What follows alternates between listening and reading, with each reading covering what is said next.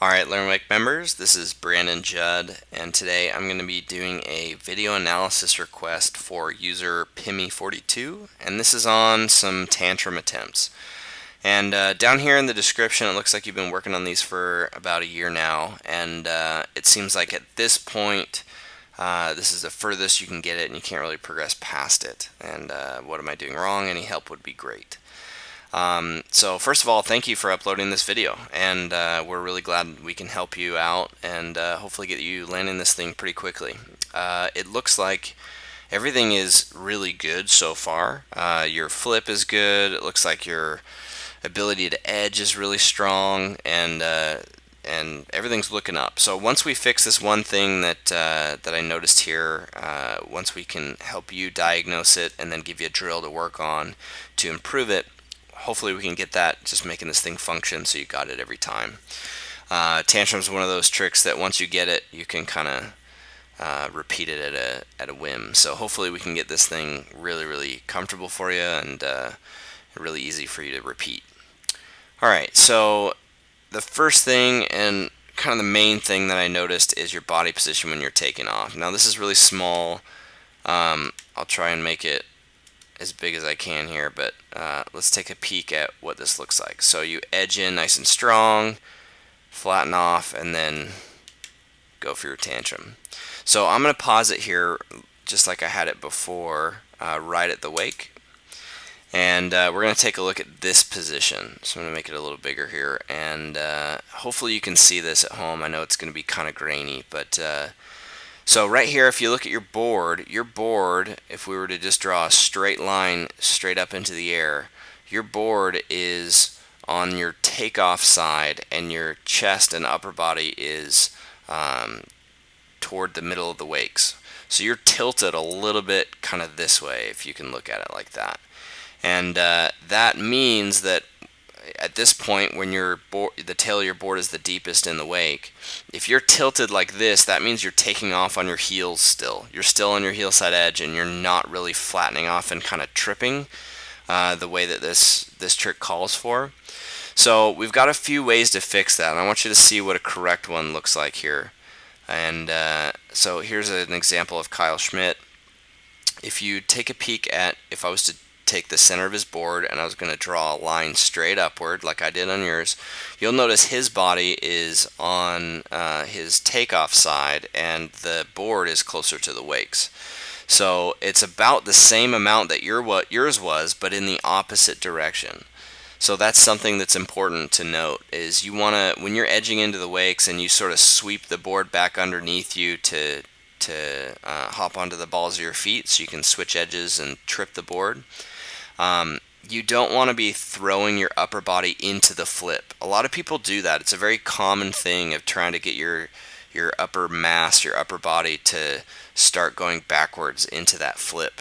And it actually fights against you. It kills your pop, and it causes you to lose control of your flip, because the pressure of the water against your board, if your body is not on top of the board, if your chest is back over here like in your example, what will happen is the wake will push your board upward, and your chest kind of just stays out of the way, and your board is the one that gets in control of your flip, and you become kind of out of control, and you see the result in yours.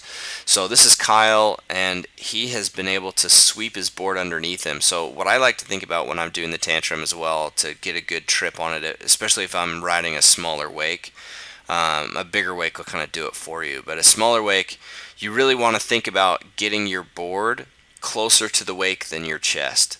So you want to crank in just like you did, and then right at the wake, when you switch edges, you're trying to throw your board into the wake nice and deep. Like if you look, Kyle's back foot is like completely swallowed by the wake here.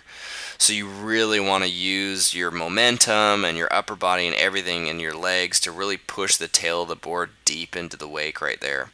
And when you do so, you're going to be on the balls of your feet, and you want to be upright over the board so you can harness all that upward energy. So here's another example of Billy Park doing the same thing, and again, if we were to take the board and draw a line upward, then he's on the correct side of of that line by having his center of mass be slightly over his toes. And that's what's going to help you really launch and catapult this thing across the wakes into the flip. So the way that we're going to fix this is by practicing the reentry pop. Now I noticed that in your video, if we can go back to that real quick, I noticed in your video you do a quick little practice reentry ollie, which is great. So let's take a look at that. So it's a small reentry ollie. Again, the wake is not quite as big as the examples that we've shown, but I do want to show something here. So you'll notice right now both hands are on the handle, and this is when you're right about to pop. And then when you do actually push, you let go, but you don't let go until you start pushing. And what that does is, if you can see, I know it's going to be really grainy, but your chest, I can see the front of your chest a little bit here from the boat's angle. So that means that you're facing us a little bit, and if you're facing us, it's going to cause your board, the nose of your board, to point across the wakes a little bit. See how much of your back leg I can see? That means that you're still facing me a little bit, which prevents you from getting on your toes as much. If you were to do the opposite, if you were to take that back arm off completely and just never hold on with your back hand on these reentry ollies when you're practicing, if you were to do it one-handed, you could get your chest more in line with the rope, which consequently would bring the tail of the board deeper into the wake, and then your body would be more in line with the rope, which will put you almost more on your toes, kind of on the balls of your feet, and then that'll cause your reentry ollies to be a little higher. So hopefully once we dial that in, these will be a little higher. You'll be able to do it without that hand on the handle, and that'll train you the right way for the trick. So the video I want you to watch is this drill popping reentry ollies video, and you'll see in this video we kind of teach it more toward a frontside reentry, but everything can be mirrored for a backside reentry. And in the backside reentry, and I know the wake is a bit bigger, but you can see how high I can get my board off the wake. You can really suck your knees up and push really hard with those legs. And in here, this will give you some real step-by-step ways to build and develop that skill to get these higher and higher. We just want to improve that, because that's really the pop you're going to use when you hit the wake. It feels a lot like a reentry, just with some travel. And then putting it all together, I'm going to have you go to this video here, this Tripping a Tantrum video, instruction by Kyle Schmidt of Billy Park doing a tantrum. And you'll see that in here he does some drills out in the flats. You may have already seen this because I noticed you were actually doing re-entry ollies. But I want you to go back through this video and practice it again, keeping in mind everything that we've mentioned here in the video so far. So once you get these re-entry ollies popping really high like that, then you'll be good to go, and you can implement them into your tantrum. So again, on this one, you'll notice Billy is one-handed, and look how much he is over his toes when he's popping. His body is angled really far over his toes to over-exaggerate that, and on yours, you're kind of flirting with the heel side edge straight up and down.